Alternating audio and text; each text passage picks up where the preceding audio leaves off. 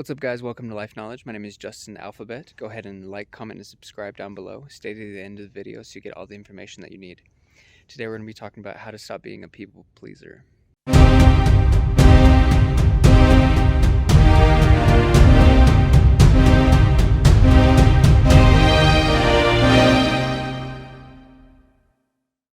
So you're a people pleaser and you're going to stop. This is how you stop.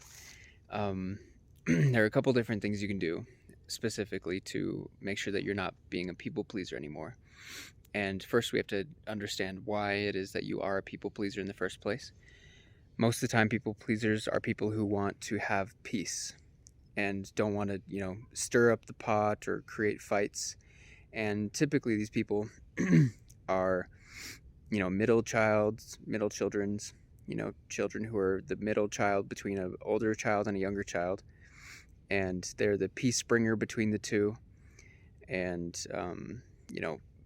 there are obviously a lot of different things. You could be a people pleaser to your parents because your parents were the volatile ones.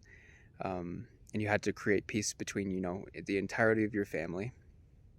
And so the easiest way to create this peace was to just go along with whatever, your parents wanted or your siblings wanted or friends or family or whatever. And so by being able to, create that peace, you just went along with what everybody else, did to not create more drama, to not create problems.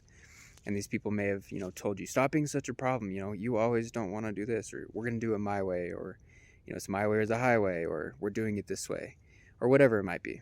But now that you're, in a different space, you might be older, you might just want to stop being a people pleaser. Here are a couple of tips that you can use to make sure that you're not a people pleaser. You're going to, first off, intentionally say no. And maybe do it for something, first off, that you do like. So, for example, so let's say somebody offers you food or something like that, and it's a food that you do like.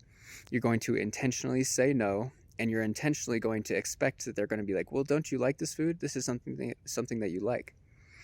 And by, recognizing that it's something that you already like, and, that you're saying no to it on purpose, that means that you just don't want it in that moment, right? And that will help you gain the power that you need to make sure that you can say no more often to things that you don't want to do as well. By saying no to something that you do want to do in the first place, helps you and makes you more able to say no to things that you don't want to do in the future. Because when we're in a state of mind where it's something that we do want, like let's say I do want to eat pudding, but I say no to it, I have more power than if I, don't want to eat the pudding and I say no to it, but someone's trying to force it on me, right? I don't know if that makes sense or not, but when you have, the self-control for something that you already do want, and then you say no to it, it makes it much easier for things that you don't want to do when you're a people pleaser, essentially. So practice saying no to things that you do want first, and then also say no to things that you don't want after that. But make sure it's intentional, because, it takes practice to be able to say no, and expect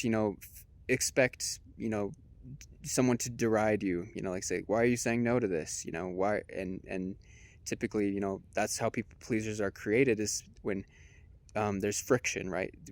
People pleasers don't like friction. They don't like stirring up the pot or whatever it is. And so expect that it's going to happen. And just say, I'm just not interested, or I don't want to do that. I'm just not feeling it today. Just not today. Things of that nature. It doesn't have to be a crazy, fight or anything like that. You just say, not today. That's not what I want. And that's fine. That works out really well for you. The second thing you can do to make sure that you, aren't saying things that you, you're not essentially doing things that you don't want to do, is just saying that you don't feel like it.